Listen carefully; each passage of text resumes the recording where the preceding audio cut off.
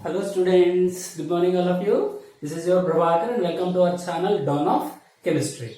Hope you are all happy and healthy in your homes. In this video, I am going to explain about the introduction to the electrochemistry. To understand electrochemistry, what are the important terminologies we should know and what is the basics, what are conductors, how many types of conductors are there, what is the difference between the electronic conductors and then electrolytic conductors we are going to discuss in this video. Let's get into the topic electrochemistry.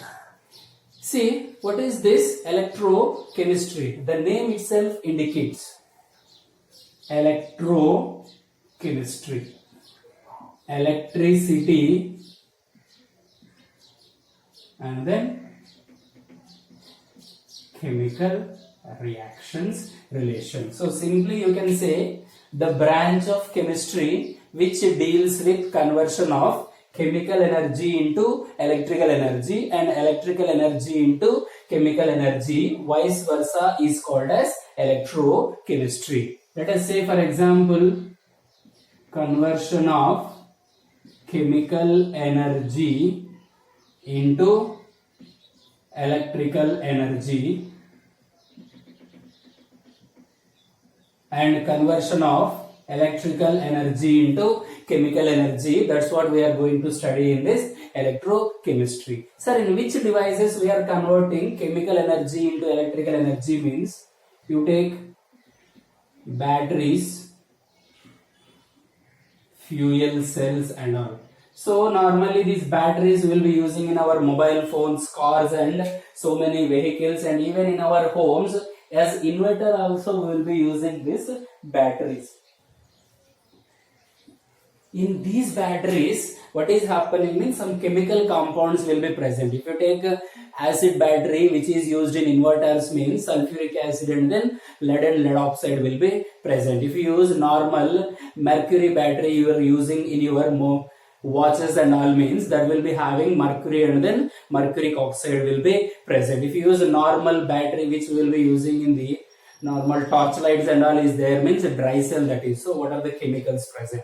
So like this the chemicals we are using are producing electricity in these batteries and then fuel cells. These fuel cells are used in the spaceships. In the spaceships hydrogen oxygen fuel cell is used. What is the advantage of this fuel cell is it produces electricity as well as water. So for the astronauts, for drinking water, this water which is produced is sufficient, and for running the spaceship of course solar energy is available, but this is extra electricity for those people. And let's see how this is how chemical energy is converted into electrical energy. If you see how electrical energy is converted into chemical energy means you have come across a word electrolysis of water and then Kolbe electrolysis you have studied. Kolbe electrolysis. Like this, whenever you are passing current through the water, it will decompose into hydrogen and then oxygen gas. Whenever you pass electricity into sodium or potassium salts of carboxylic acids means it will produce alkane. So in this case you are passing electricity and they are producing the chemical compounds. Like that we can convert chemical energy into electrical energy and electrical energy into chemical energy. These both the things can be studied under the electrochemistry. This electrochemistry, there is number of problems they can ask you interrelated also. We will see those things in the further coming videos. In this video, let us go into the main thing, that is conductors. What are these conductors and what is the role of them? What happens when current passed through them? Let us see. Conductors means substances through which when current is passed through them, they allow electricity to pass through them.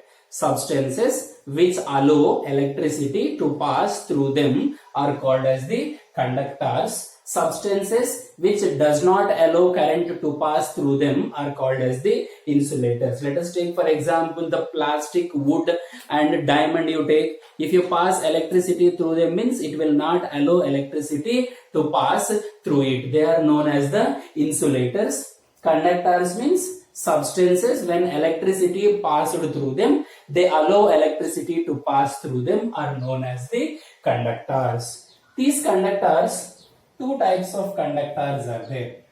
The first one is metallic conductors.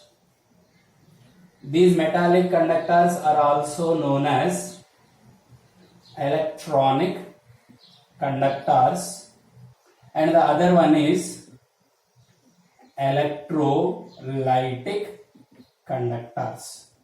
These electrolytic conductors are also known as electrolytes. Let us see what is the difference between metallic conductors and then electrolytic conductors means. Let us see the first one. Metallic conductors means conductors which conduct electricity by the passage of electrons. So by the movement of electrons. Whenever you pass current means pass current through electrons. So conductors which conduct electricity through the passage of electrons or through the electrons will be charge carriers in them are known as the metallic conductors. This you see, electrolytic conductors means conductors in which ions carry current. Conductors in which ions carry current are known as the electrolytic conductors. So metallic conductors means conductors in which electrons are the charge carriers are known as the metallic conductors. These are also known as electronic conductors. Electrolytic conductors means conductors in which ions are the charge carriers are known as the electrolytic conductors. If you see in this case, no change in composition. Whenever you pass current through the iron rod, after passing current, the composition of the iron will not change and there will be no chemical change also. No change in the composition or chemical composition or no chemical reaction. But if you take these electrolytic conductors, if you pass electricity through them, definitely chemical change takes place. Why definitely chemical change takes place means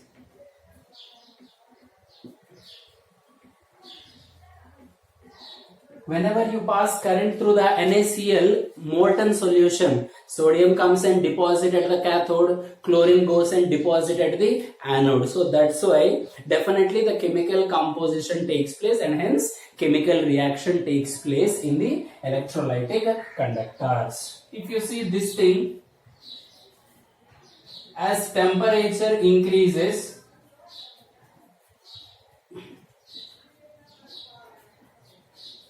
resistance increases. As the temperature increases, resistance increases. As the temperature increases,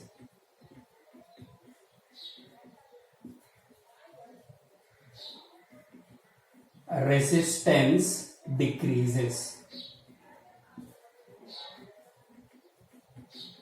Sir, why? As the temperature increases for electronic conductors, resistance increases, and why for electrolytic conductors? If you increase the temperature, resistance decreases means, see, whenever you heat this iron rod or any metallic rod, the size of the metal atoms inside that will be increasing. So there will be obstruction to the flow of electrons. But in this case, as whenever you are raising the temperature, the dissociation of the electrolyte increases. So the number of ions available to carry the current increases in this case. So that's why as the temperature increases for metallic conductors, the obstruction to the flow of electricity increases and hence resistance increases. But in this case, the dissociation increases and hence resistance decreases. And if you see, Ohm's law is followed. We know very well Ohm's law is V is equals to IR. Here also Ohm's law followed. Here in this case Faraday laws are there.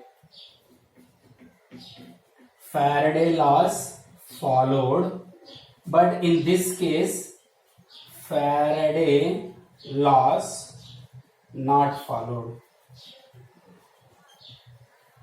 So in this case Faraday laws are followed, in this case Faraday laws are not followed. So that is the things regarding the metallic conductors and electronic conductors and then electrolytic conductor. This question is very important for your board examinations. They will ask you what are the differences between the metallic conductors and then electronic conductors. They will be asking you. Even in the theoretical questions also they will ask you what are the charge carriers in the electronic conductors and what are the charge carriers in the electrolytic conductors. Like that also they will be asking you. So be careful with this thing. What are the examples for this? Electronic conductors means copper, silver, rhodium and platinum. There are so many metals. Electrolytic conductors means NaCl, KCl in aqueous or molten. Remember this thing. These electrolytic conductors in aqueous condition or in the molten condition only they will conduct electricity. In solid state they does not conduct electricity. Sir, why in solid state they will not conduct electricity means in the solid state the cations and then anions are very close to one another, so there will be no chance. So whenever you are passing electricity through these things, the cations and anions will not move from one place to the another place. So that's why in the solid state they does not conduct electricity. But when they go into the molten state, definitely they can conduct electricity because there will be chance for the movement of ions from one place to the another place. So that's why this will be coming. This is also very important question. Why electrolytic conductors does not conduct electricity in the solid state? Because there will be no chance for the movement of ions from one place to the another place. That's why they don't conduct electricity. So like this we can study about these things. If you take for example metallic conductors only, you can have a graphite also as an example for this metallic conductor. So these are the things regarding the electrochemistry, introduction to the electrochemistry, and what are the different types of conductors we are having. If you see electrolytes, the electrolytes can be classified into strong electrolytes and weak electrolytes. What are these strong electrolytes and weak electrolytes? Means electrolytes which when dissolved in water undergo complete dissociation are known as the strong electrolytes. Electrolytes which when dissolved in water undergo very less amount of dissociation are known as the weak electrolytes. Why these behave as strong electrolytes? Why these behave as weak electrolytes means, let us see. Strong electrolyte example is NaCl and then KCl. If you take NaCl and dissolve in water, it dissociates into Na plus ions and then Cl minus ions. This reaction is irreversible reaction because they undergo hydration excessively, so the reaction cannot be reversed.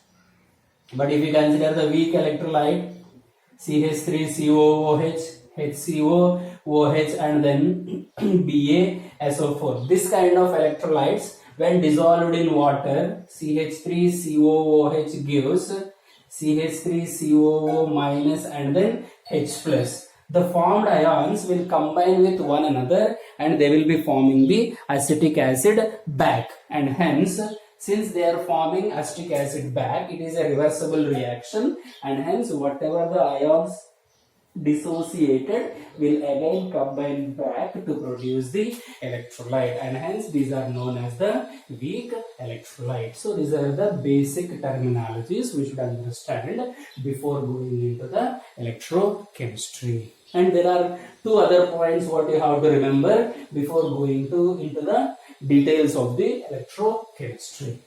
What are those things means? Of course, everybody knows these things, but let me give you the clarity about this one.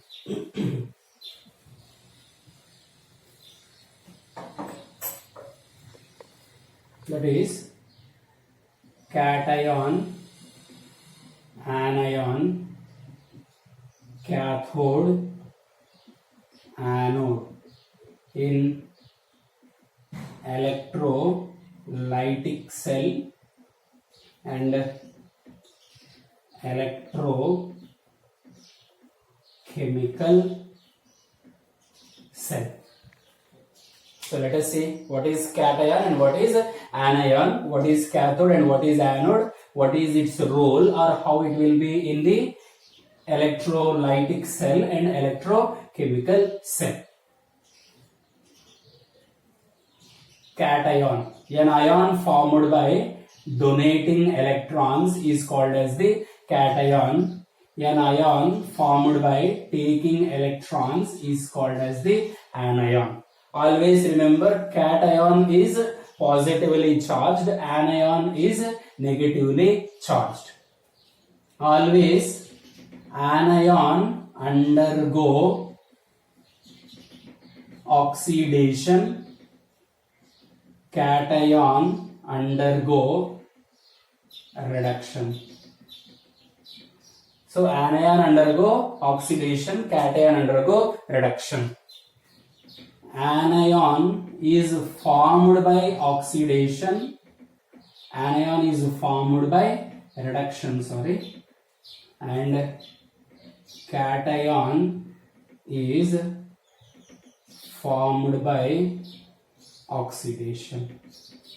So see, cation is formed by oxidation because after donating an electron, a cation is formed, and a cation preferably undergo reduction. Since it is deficient of electrons, it prefers to take electron. So cation always go to cathode, always go to cathode, always go to anode.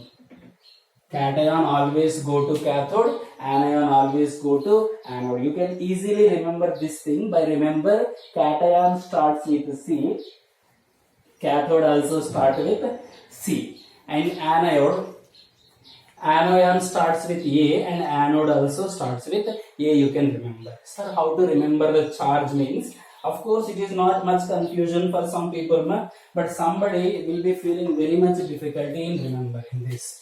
See, anion is negatively charged, cation is positively charged, and 2 letters are there. Cat, 3 letters are there.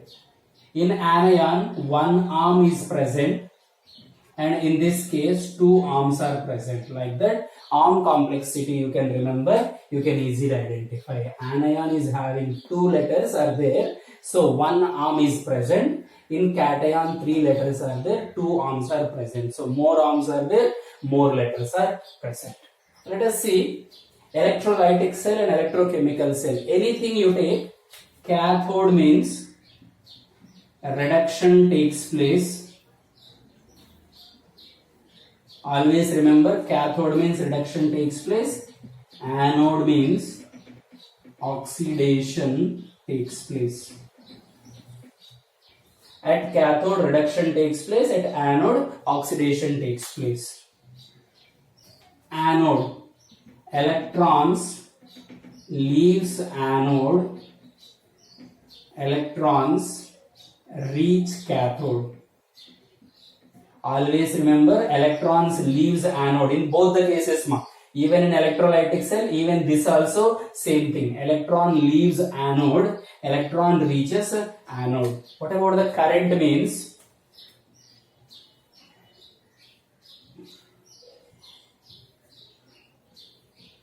Current leaves cathode and current reach anode. So these are the things you have to remember. So what is the things are there means whatever you take,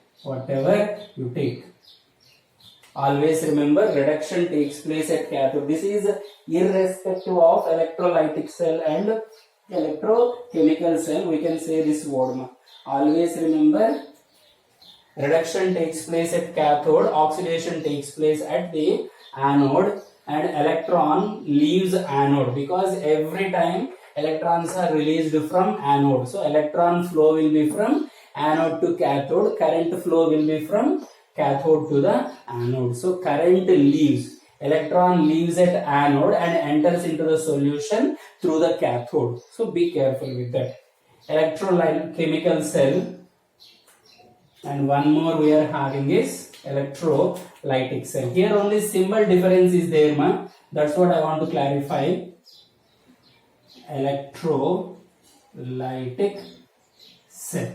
In electrochemical cell, anode is negatively charged, cathode is positively charged. But in electrolytic cell, anode is positively charged and cathode is negatively charged. This is a very, very, very important thing, because everybody will be confusing in this case only. So always remember, in electrolytic cell, cathode will be negatively charged and anode will be positively charged, and in electrochemical cell, anode will be negatively charged and cathode will be positively charged. Based on this thing also, some questions they will be asking you. So where the current leaves, where the current enters. So always current leaves cathode and current reach anode. So current go into the solution through the anode. Electrons go into the solution through the cathode. This is what you have to remember and you should be very cautious about. So these are the fundamental things you need to know before going into the electrochemistry. Hope you understood all these concepts. Like this video. If you want to help your friends, means share this video, ask them to subscribe to this channel for more updates. Thank you.